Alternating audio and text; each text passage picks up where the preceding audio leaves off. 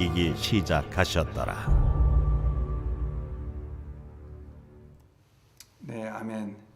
네, 오늘 사사기서 13장 15절부터 25절까지 말씀을 중심으로 우리가 예배에 대해서 우리가 오늘 하나님 말씀 묵상하기를 원합니다.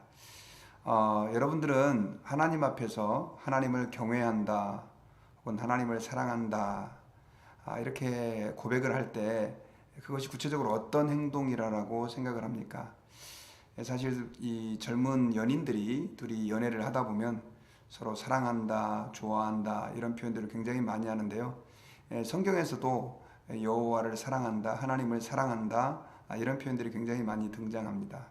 그런데 요한계시록을 보면 사실은 하나님을 사랑하고 또 하나님을 경외한다라고 하는 것이 항상 보면 하나님께 드리는 찬양과 경배, 예배로 표현되는 것을 알 수 있습니다. 사실 우리가 하나님을 배웠을 때 또 하나님의 나라에 들어갔을 때 우리가 하나님 앞에서 하는 최종적인 하나님 앞에서의 행동은 바로 하나님을 경배하고 하나님을 예배하는 것입니다.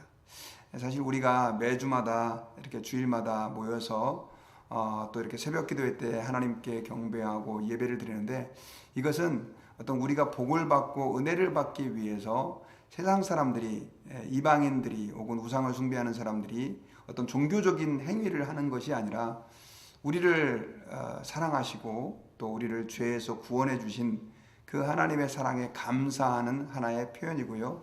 또 하나님 앞에 예배를 통해서 주님을 사랑한다라고 고백하는 행동이다라고 하는 것이죠. 그런 의미에서 예배라고 하는 것은 굉장히 중요합니다. 하나님께서 우리에게 베풀어 주신 은혜에 대한 반응이 바로 예배로 나타나기 때문에 그렇습니다. 오늘 본문에 보면은 이제 마노아가 그 자신의 아내에게서 여호와의 그 하나님의 사람을 만나서 바로 아들을 낳을 것이라고 하는 그 예언을 듣고 나서 그리고 나서 이제 마노아가 다시 하나님께 기도를 합니다. 하나님, 그 하나님의 사자를 다시 좀 만날 수 있게 해주십시오 라고 기도를 했는데 하나님께서는 그 기도를 들어주셔가지고 다시 그들 부부들을 만나 주십니다. 그랬을 때 이제 그 하나님의 사자와 그 마노아와 그 와이프의 그 대화의 내용이 기록이 되어 있는데 마노아가 그렇게 말씀해 주시고 예언해 주신 하나님의 사자에게 너무 감사해서 15절에 보면 마노아가 여호와의 사자에게 말하되 구하옵나니 당신은 우리에게 머물러서 우리가 당신을 위하여 염소 새끼 하나를 준비하게 하소서라고 요청을 합니다. 너무 감사해서 우리가 염소 새끼 하나를 잡아서 음식으로 해드리겠습니다 라고 하는 제안을 한 거죠. 마노아의 마음속에 너무나 벅찬 감격과 감사가 있었던 것을 알 수 있습니다. 그런데 여호와의 그 사자께서 마노아에게 거절을 합니다. 뭐라고 거절을 하냐면 내가 비록 나를 머물게 하나 내가 내 음식을 먹지 아니하리라. 번제를 준비하려거든 마땅히 여호와께 드릴지니라 하니 이는 그가 여호와의 사자인 줄을 마노아가 알지 못하였다. 이렇게 기록이 되어 있죠. 여호와의 사자께서 그 염소 새끼를 가지고 음식을 준비해 주는 것을 거절하고 만약에 번제를 드리려고 한다면 하나님께 드려라. 사실 이거는 어떤 의미가 이 안에 담겨 있냐면 제가 계속해서 말씀드렸지만 이 본문에 등장하는 여호와의 사자 Angel of God이라고 표현된 이분은 바로 2000년 전에 이 땅에 오신 예수 그리스도의 성육신 하시기 그 이전에 그 성자 예수님이다라고 말할 수 있는 것이 사실 여호와의 사자로 표현된 그 단어가 그냥 단순하게 하나님의 천사 또 하나님이 보내신 어떤 사람이 아니라 때로는 여호와로 일컬어질 때가 있거든요. 그래서 그 여호와의 사자는 단순하게 하나님의 메신저가 아니라 이 땅에 2000년 전에 오시기 전에 성육신 하시기 이전에 예수 그리스도로 보는 것이 좋습니다. 자, 그런데 그 여호와의 사자께서 그 번제를 먹지 않고 그리고 번제를 드리려거든 여호와께 드리라라고 말하면서 결국 그분이 단순하게 보통 사람, 보통 선지자가 아님을 그렇게 알려주신 것입니다. 그랬을 때 마노아가 그 여호와의 사자께 이름을 물어봅니다. 당신의 이름이 무엇입니까? 그는 여호와의 사자가 어떤 분인 줄을 잘 알지 못했고 만약에 그 당신의 예언이 우리에게 이루어지면 많은 사람에게 알려서 그 당신의 이름을 존귀하게 우리가 하겠습니다. 한마디로 말해서 당신의 이름을 기리겠습니다. 그런 의도로 물어봤는데 그 여호와의 사자께서 내 이름은 기묘자다라고 대답을 합니다. 기묘자라고 하는 그 뜻은 기묘한 아주 이해와 상상을 초월하는 그런 의미가 바로 기묘라고 하는 뜻입니다. 그래서 그 하나님의 사자께서는 자신을 기묘자다. 우리가 예수 그리스도를 일컬을 때 기묘자다, 모사다라고 하는 별명을 사용하기도 합니다.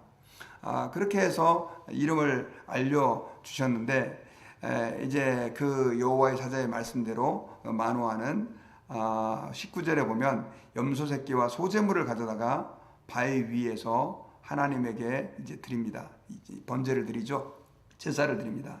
그때 어떤 이적이 일어나냐면 이 바위 위에 드렸는데 거기서 이 하늘에서부터 불이 내려와 가지고 불이 일어나고 그리고 아까 자신들과 얘기했던 그 여호와의 사자께서 그 불을 타고 불꽃에 휩싸여서 하늘로 올라가는 그 장면들을 보게 된 거죠. 그제서야 마노아와 그의 아내는 그분이 보통 분이 아님을 알게 됐고 땅에 엎드려서 하나님께 경배를 드립니다.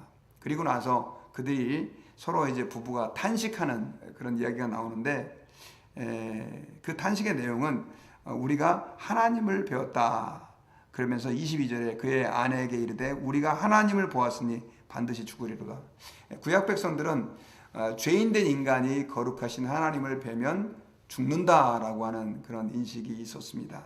그래서 너무너무 두려워 떨고 있었죠. 이사야도 하나님의 성전에서 기도하다가 하나님의 그 영광과 임재를 체험했을 때 화로다 나여 망하게 되었도다 라고 말하면서 하나님을 배웠을 때 죽을 수도 있다라고 하는 두려움에 휩싸였습니다. 그랬을 때 그의 아내가 위로를 하죠. 여호와께서 우리를 죽이려 하셨다면 우리 손에서 번제와 소제를 받지 않았을 것이고 또 이 모든 일을 우리에게 기적적으로 보여주지도 않았을 것이고 또 그런 말씀도 하지 않았을 것이다. 세 가지로 지혜롭게 얘기를 하죠. 그리고 해서 이제 태어난 아이가 누구냐면 바로 삼손인데요. 삼손이라고 하는 단어는 그 뜻에 대해서 여러 가지 설들이 있는데 특별히 여러분 세메시라고 하는 단어가 그 태양을 의미하는 단어인데 하나님께서 그 세메시라고 하는 단어에서 삼손이라고 하는 이름을 주심으로 결국 블레셋에서 이스라엘 백성들을 구원해내서 광명을 이스라엘 백성들에게 빛을 주는 존재라고 하는 의미가 그 삼손이라고 하는 단어 안에 담겨져 있습니다. 어쨌든 세례 요한이 예수 그리스도의 그 오실 길을 예비했던 세례 요한도 사실 하나님께서 기적적으로 그 사가랴에게 그렇게 계시를 주심으로 세례 요한이 태어나게 하셨고 물론 예수 그리스도도 마찬가지고요. 특별히 오늘 본문의 삼손도 아주 독특한 방법으로 하나님께서 이 세상에 보내주시는 내용들을 우리가 오늘 본문을 통해 보는데 오늘 본문에서 우리가 하나님 앞에 좀 깊이 깨닫고 한 가지 좀 묵상할 수 있는 것은 뭐냐면 아까 제가 서두에 얘기했던 것처럼요. 이 마노아와 그들 부부의 그 모습들을 특별히 여호와의 사자와 이야기하는 그 모습들을 보면서 우리가 하나님 아버지 앞에서 좀 예배에 대해서 우리가 진지하게 한번 생각을 해볼 필요가 있습니다. 여러분 여호와의 사자는 바로 예수 그리스도다라고 말씀을 드렸죠. 그런데 그 여호와의 사자께서 마노아가 염소 새끼를 대접해 준다고 했을 때 거절하고 번제를 드리려거든 여호와께 드려라 라고 말하면서 하나님께 제사를 통해서 예배를 드리도록 권면을 하고 있습니다. 여러분 여기서 우리가 사실 생각해야 될 것은 뭐냐면 하나님께서는 구약에 제사를 굉장히 기뻐하셨다라고 하는 것이죠. 그런데 신약 시대를 살아가는 우리는 더 이상 그렇게 짐승을 죽여서 제사를 드리지 않습니다. 그 이유가 무엇이냐면 예수님께서 친히 십자가에서 죽으시고 또 부활하심으로 예수님이 온전한 완전한 제물이 돼서 사실 하나님께 제사를 이미 드리셨기 때문에 더 이상 우리는 제사를 지낼 필요가 없는 것입니다. 그래서 우리가 하나님께 기도할 때도 예수님의 이름으로 기도하고 또 하나님 앞에 예수 그리스도의 이름으로 나아가게 되는데 사실 하나님께 나아간다라고 하는 정확한 표현은 하나님께 예배할 수 있게 되었다. 또 하나님 앞에 온전히 하나님과 교제할 수 있게 되었다라고 하는 의미죠. 그래서 하나님께서는요, 오늘날도 우리가 예배하는 것을 여전히 기뻐하십니다. 마노아처럼 어린 양을 또 염소 새끼를 혹은 짐승을 통해서 번제를 드리지 않는다 할지라도 예수 그리스도의 이름으로 예배하는 것을 하나님은 너무나 원하시고 기뻐하십니다. 그래서 성경에는 여러분 곳곳에 보면 이 예배에 대한 그런 장면들이 굉장히 많이 묘사되어 있어요. 그리고 특별히 요한계시록을 보면 하나님 나라에서 하나님 앞에 구원받고 택함을 받은 그 백성들이 계속해서 하나님을 예배하는 장면들이 너무나 아름답게 묘사가 되어 있는 것을 우리가 기억을 해야 됩니다. 사실 천국에서 가장 우리가 크게 누리게 될 기쁨은 완전한 예배의 회복입니다. 그런데 하나님께서는 오늘날 구원받은 그의 백성들에게 이제는 예배할 수 있는 특권과 은혜를 베풀어 주신 것이죠. 그리고 비록 완전하지는 않지만 우리가 주일마다 모여서 하나님께 예배하고 또 이렇게 새벽에 주님께 나와서 예배할 수 있도록 우리에게 그런 구원의 은혜와 감격을 허락해 주신 것입니다. 그러므로 여러분, 예배라고 하는 것은 단순하게 우리가 하나님께 드리는 종교적인 의식이 아니라 하나님을 기쁘시게 해드리는 것이고 하나님과 교제하는 순간이고, 그래서 하나님은요, 예배를 굉장히 중요하게 생각하십니다. 여러분, 예수님께서 예루살렘에 입성하실 때 사람들이 자기의 겉옷을 길에다 깔고 종려나무를 흔들면서 호산나 호산나 찬송을 했을 때 바리새인들이 이 예수님을 향해서 어떻게 저들이 당신을 저렇게 높이고 찬양하게 만드느냐, 이건 너무 과하다라고 얘기를 했을 때 예수님께서 그런 말씀을 했습니다. 저들이 찬송하지 않는다면 돌들이 소리를 지르리라, 이렇게 말씀을 했죠. 여러분, 이것은 무슨 말이냐면 예수 그리스도께서는 찬송 받으시기를 원하시고 또 하나님은 예배 받으시기를 원하신다라고 하는 것을 아주 극단적으로 그렇게 표현해 주고 있는 것이고 하나님의 마음을 우리에게 전달해 주고 있는 것입니다.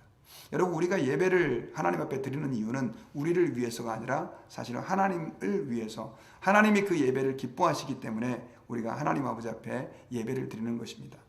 그러므로 우리는 하나님 아버지 앞에서 예배가 얼마나 중요한지를 깊이 새기고 그 예배를 하나님 앞에 온전히 드리도록 많이 노력을 해야 합니다. 여러분, 오늘날 많은 사람들이 점점 더 이 예배에 대한 인식들이 해이해지고 예배를 그냥 그저 설교를 듣는 시간 정도로 생각을 하고 또 예배에 나와서 사람들과 교제하고 음식 먹고 그냥 또 내가 좋아하는 찬양 좀 부르고 이 정도로 생각하는 사람들이 많이 있습니다. 여러분, 그렇지 않습니다. 예배는 하나님을 기쁘시게 해드리는 것이고 하나님과 교제하는 것이고 하나님께 영광을 올려드리는 너무나 중요한 의식이다라고 하는 사실을 우리는 기억해야 됩니다. 오늘날 많은 사람들이 특별히 예배에 지각하고 또 예배에 와서도 저희 교회는 그런 분들이 없지만 어떤 분들은 아예 휴대폰 꺼내놓고 설교 시간에 지루하다고 핸드폰 들여다보고 있고 또 예배 시간에 딴 생각하고 졸고 그렇게 그냥 예배를 때우는 그런 사람들이 점점 더 많아지고 있습니다. 특별히 여러분, 코로나로 우리가 어쩔 수 없이 온라인 예배를 드리는 교회들도 많이 있는데 그러다 보니까 점점 더 많은 사람들 사이에서 예배라고 하는 것이 무슨 텔레비전 시청하는 것이라든가 또 영화 보는 것 그냥 그 정도로 또 생각을 하는 사람들도 있습니다. 여러분, 그렇지 않습니다. 예배는 하나님께 우리의 마음을 표현하고 주님께서 우리에게 베풀어 주신 그 은혜에 감사하는 너무나 중요한 순간이다라고 하는 것이죠. 아까 마노아 부부가 하나님 앞에서 그 여호와의 사자께서 그들에게 주신 메시지로 인해 가지고 감사해서 소제와 번제를 하나님께 올려드렸던 것처럼 우리가 하나님 앞에서 우리 같은 죄인을 사랑해 주시고 우리를 인도하시고 또 우리를 구원해 주신 그 하나님께 우리는 매 주마다 모여서 하나님께 마음을 다해서 예배하는 것이 예배의 참된 중요한 정신이다라고 하는 것이죠. 사실 새벽 기도도 마찬가지입니다. 어떤 분들은 새벽 기도를 새벽 예배라고 하기도 하고 또 기도회라고 하기도 합니다. 근데 저는 사실은 우리가 모여서 기도회라고 하는 기도의 의미도 있지만 저는 새벽마다 하나님 앞에 예배한다는 마음으로 이렇게 새벽 기도회를 합니다. 사실 아침에 첫 시간 우리의 믿음을 고백하고 또 찬양을 온라인이지만 같이 드리고 하나님의 말씀을 듣고 또 우리의 결단과 강구를 하나님께 가지고 나아가는 것 자체가 예배다라고 하는 것이죠. 그래서 여러분, 우리는 하나님 앞에서 이렇게 주님을 예배할 때마다 정말 그 예배 안에 임재하시는 하나님을 기대하고 하나님께 나아가야 합니다. 하나님께 진정으로 예배하고 또 하나님께 나아갈 때요, 하나님께서는 이 세상 그 어디에서도 얻을 수 없는 기쁨과 감격과 위로와 치유와 소망을 허락해 주세요. 사실 여러분, 하나님께서는 예배를 통해서 그의 백성들을 고쳐주시고 그의 백성들을 위로해 주시고 또 그 백성들의 간구를 응답해 주시고 어디로 가야 할지 말씀을 통해서 그 길을 보여주시고 또 하나님이 어떤 분인지를 계속해서 예배를 통해서 보여주시는 것이죠.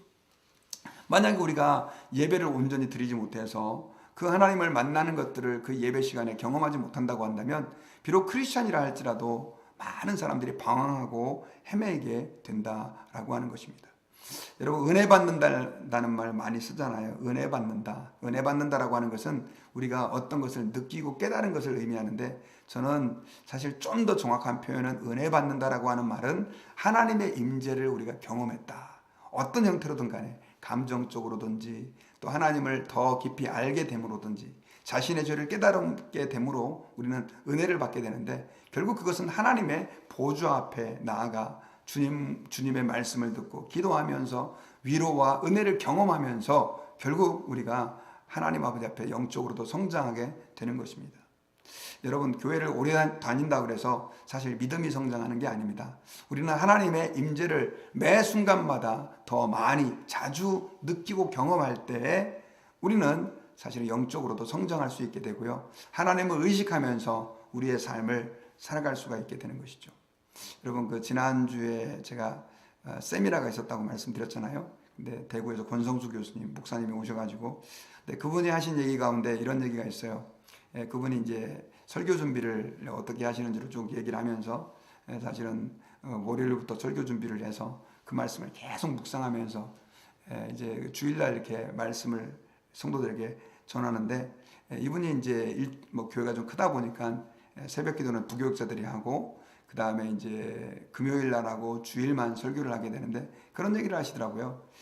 자기는 열심히 한 주 내내 주일 설교를 준비해서 주일날 이제 열심히 하나님 말씀을 성령의 인도함을 받아서 하는데, 금요일 날은 사실 이제 주일 설교를 준비하다 보니까 그렇게 준비할 시간이 많이 없어서 어떻게 말하면 주일에 비해서 현저하게 설교 준비하는 시간이 짧은데, 성도들이 더 은혜를 많이 받는 것은 금요일이라는 거예요.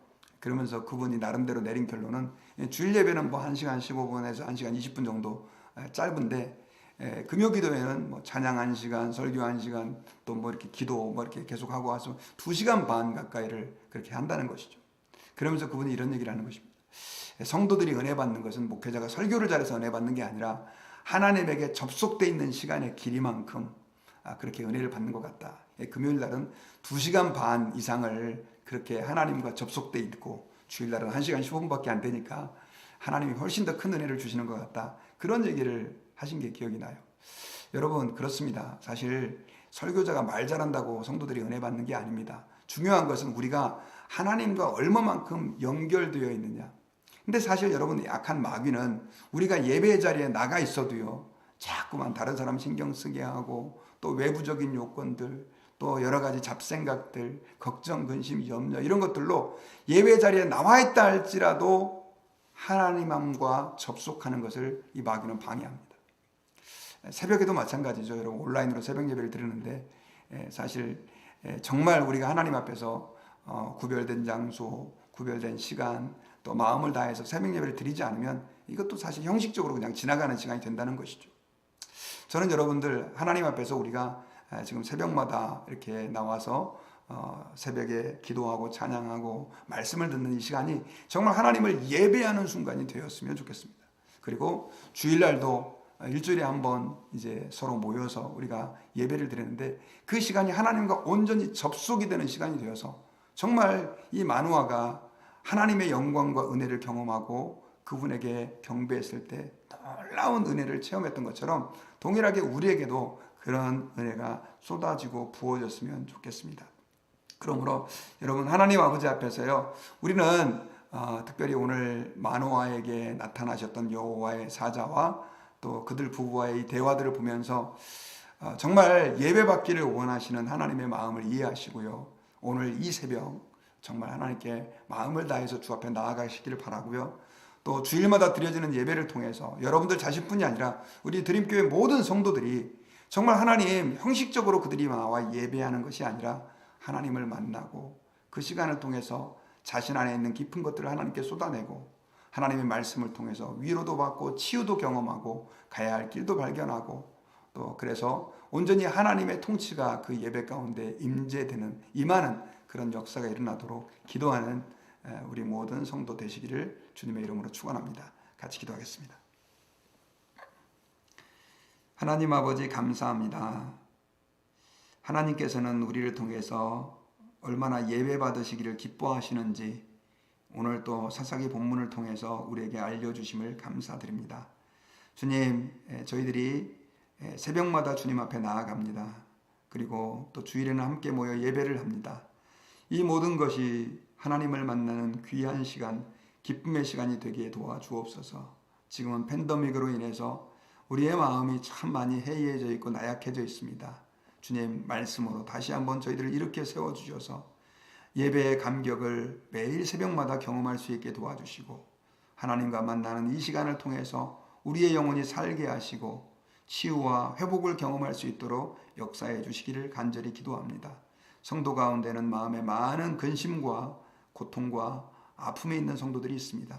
육신의 질병으로 신음하는 성도들이 있습니다. 주님, 예배하는 가운데 하나님 그분들에게 치유의 은혜가 임하게 하셔서 속히 자리를 털고 일어나 하나님 아버지 앞에 감사하며 나에게 일하시고 역사하시는 그 하나님께 영광을 돌릴 수 있도록 은혜를 베풀어 주시기를 간절히 기도하고 원합니다. 감사드리며 예수님의 이름으로 기도드립니다. 아멘. 주기도문으로 오늘 새벽 기도회를 마치겠습니다.